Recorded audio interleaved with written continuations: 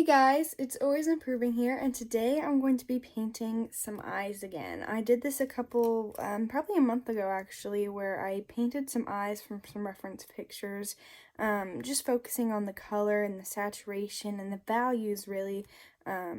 But this time I'm not using my Turner watercolors. I want to try this and get used to my Winsor & Newton Cotman set. It only has 12 colors in it and doesn't include a black, but that's okay. I just want to try to get used to using a different palette and kind of just experiment. So let's start.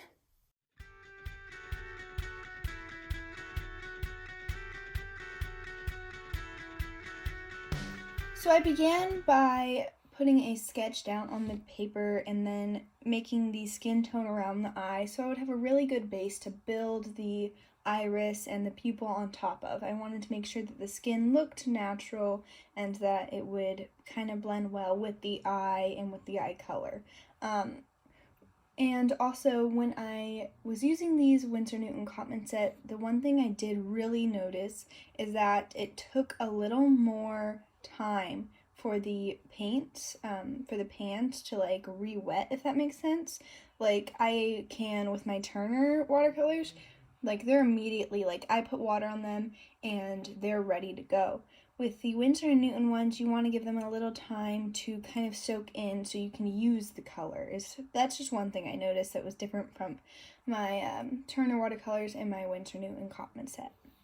These first two eyes, I was really just trying to get warmed up. I mean, of course, I was having fun with them, but I was really just trying to get back into painting and really observing the eyes and seeing how they looked in my reference photos so that I could accurately paint them. And I wanted to make sure to reserve highlights. That's one thing I've realized with watercolors is that I really want to reserve the white of the page in some areas and then layer the other areas to be darker. I worked in a lot of layers and yeah, I really started to notice how many layers you need to get a darker color, especially one that you want to be opaque and not transparent. Moving on to my third eye, I really liked how I did the skin on this one.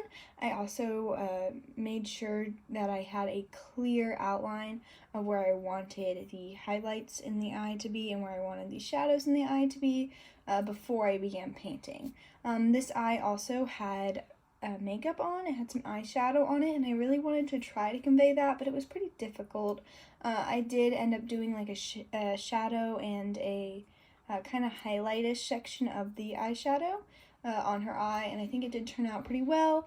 As you can tell also, I'm kind of bouncing through some of the eyes so that I can let one dry. For example, if one of them is still wet, I can move on to the sketch of a different eye, and then once I finish that sketch, the first one's probably dry again, and I can add more detail, and then move on, you see, back and forth. So I did do that multiple times throughout this painting.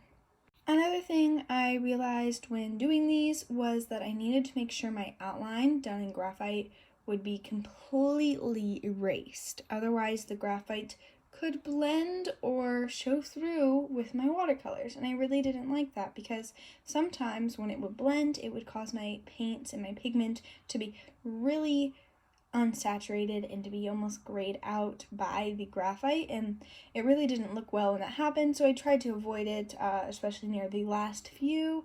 I think I really got that conveyed.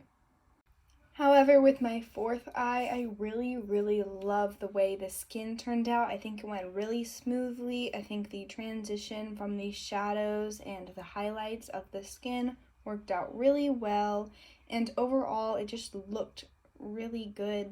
With the fourth eye as well, I really like how I was able to get a really red skin undertone in there, and I think it turned out looking realistic.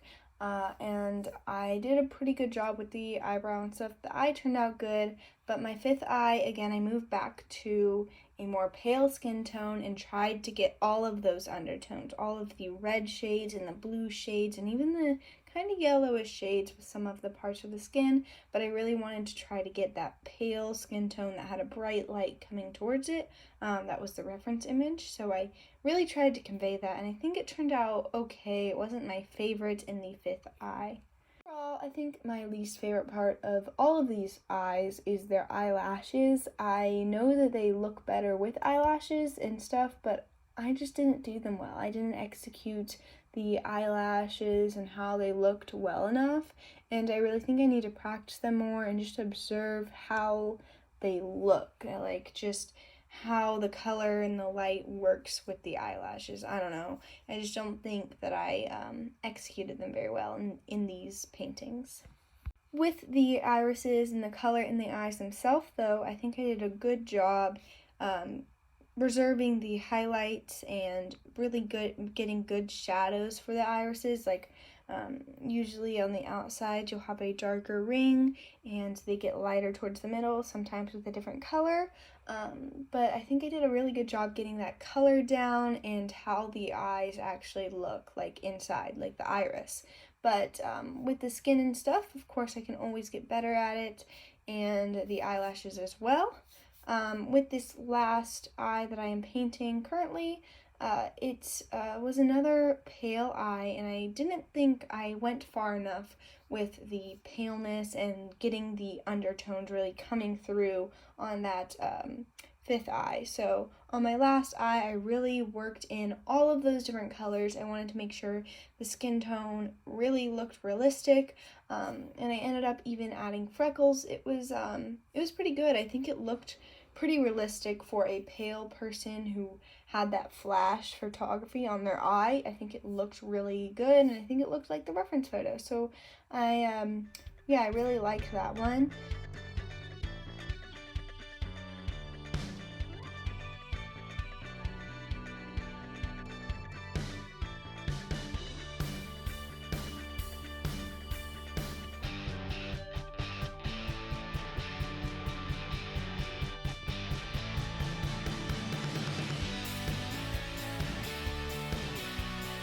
And as I finish up this last eye, that brings us to the end of the video. So I hope that you'll comment down below which eye is your favorite. As I said, I'm not really sure which one is my favorite, but I really did like the way that I did the last eye. I think it turned out well, but I also like the one that I included the gold makeup on. I think it turned out good as well. So I want your opinion on it too. And I hope you enjoyed watching this video, and I'll see you next time. Bye!